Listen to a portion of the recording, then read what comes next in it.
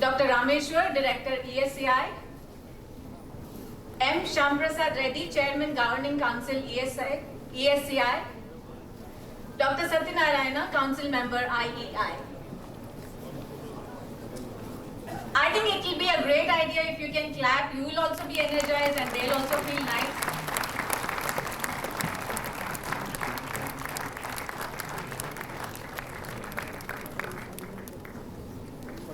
At this moment, I would also like to inform all of you that our IT Minister is here to officially inaugurate the auditorium for ESCI. And we are very thankful that he extended to join us for the ISF evening as well.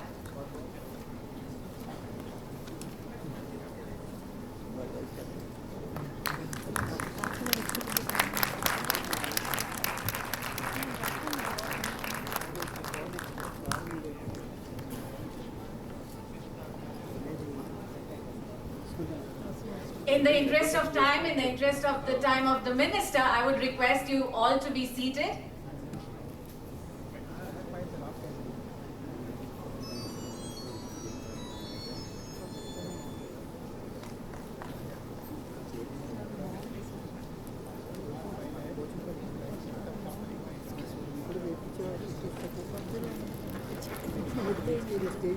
Good evening, Honorable Minister Shridhar Babu garu, all other dignitaries on the dais, off the dais, captains of the industry, my dear founders of the startups who got selected today based on your demo day, ladies and gentlemen, media, friends from media, ladies and gentlemen.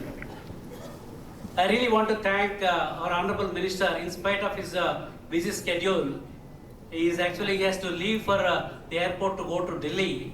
There is some urgent meeting happening in Delhi. Because of that, Honorable Chief Minister also could not come for the ISF event.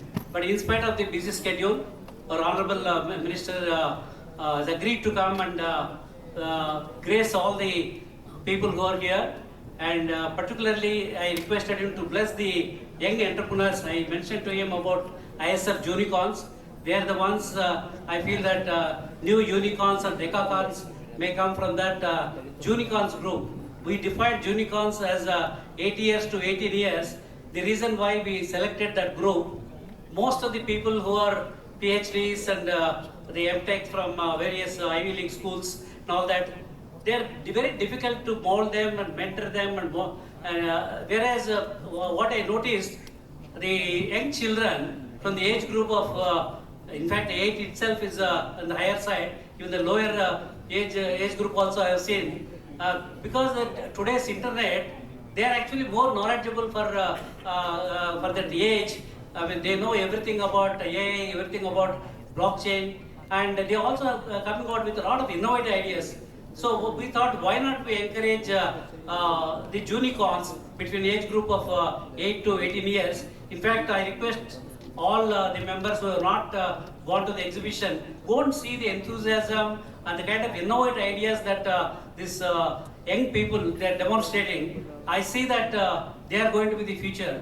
ఎందుకంటే రేపటి ఈరోజు పౌరులే రేపటి what is the slogan? I am not thank you. నేటి బాలలే రేపటి పౌరులు. Sorry for that confusion, but in any case, that's one area, sir, what we have identified as ISF unicorn. The other important thing, sir, while we have the fintech panel, we have the other round tables in the healthcare, agriculture, and various other areas of verticals, but we have chosen REF, Rural Economic Forum, on the lines of the World Economic Forum, because rural India, a lot of problems are yet to be addressed.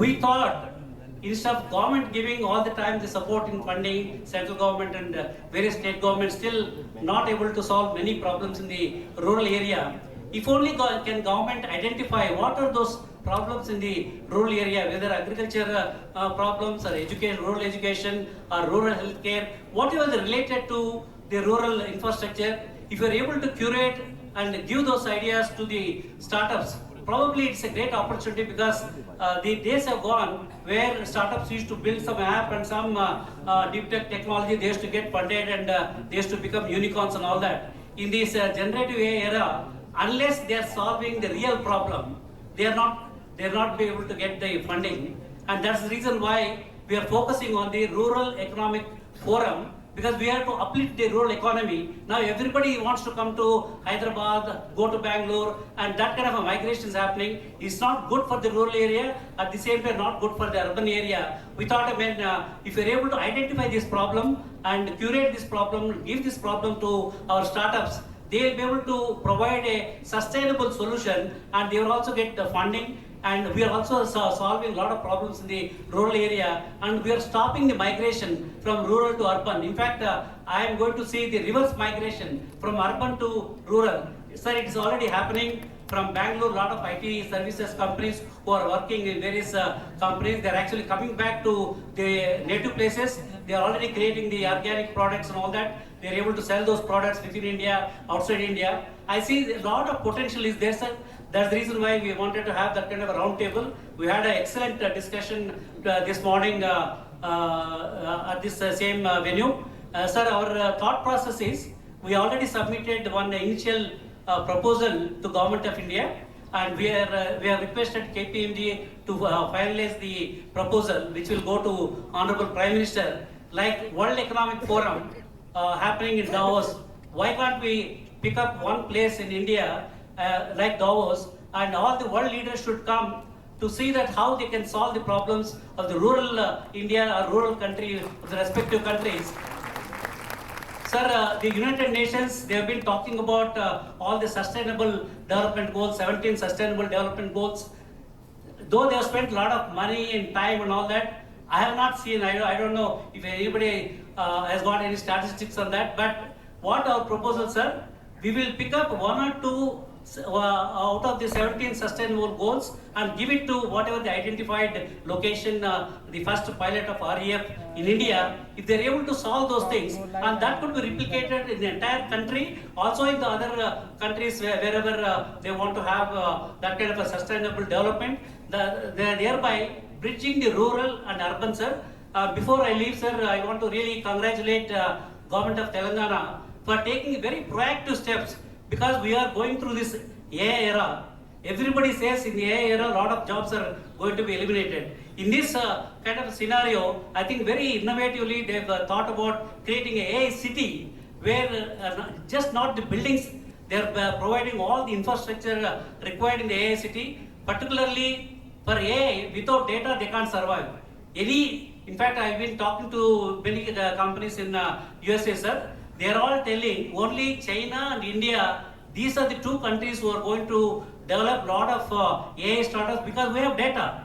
China has got huge data, India also has got the data. If only we can curate the data, anonymize the data, remove all the sensitive data, and provide the data lakes to all the startup companies, not only our startup companies, sir, even US startup companies, because they don't have data there. Particularly since Amit Gupta is from Singapore, is the Thai global president. Amit, I don't know whether you agree with me or not. In Singapore, suppose if you want to develop a startup, where is the data for them in Singapore country? Obviously, India is the country where we have enough data, whether agriculture data or healthcare data, whatever this thing, there's plenty of data is available. So my only request to Honorable Minister for Information Technology, Dr. Shridhar Babu garu, sir, we need to create a sandbox environment, create this data lakes. In any way, you are providing the NVIDIA's GPU infrastructure, the other infrastructure things. If you are able to create the entire ecosystem, I see many companies, they are all talking about 90-10. 10% will be in Silicon Valley, and 90% of the manpower will be in Hyderabad, and similarly 10% will be Europe or Singapore, 90% will be here, because we are providing the true access to the data. So that way we will be able to solve whatever the job losses in the IT services segment through the same generative AI, through the AI startups, sir. So with this request, I request Honorable Minister, because he wants to leave for the airport, I request him to give his address.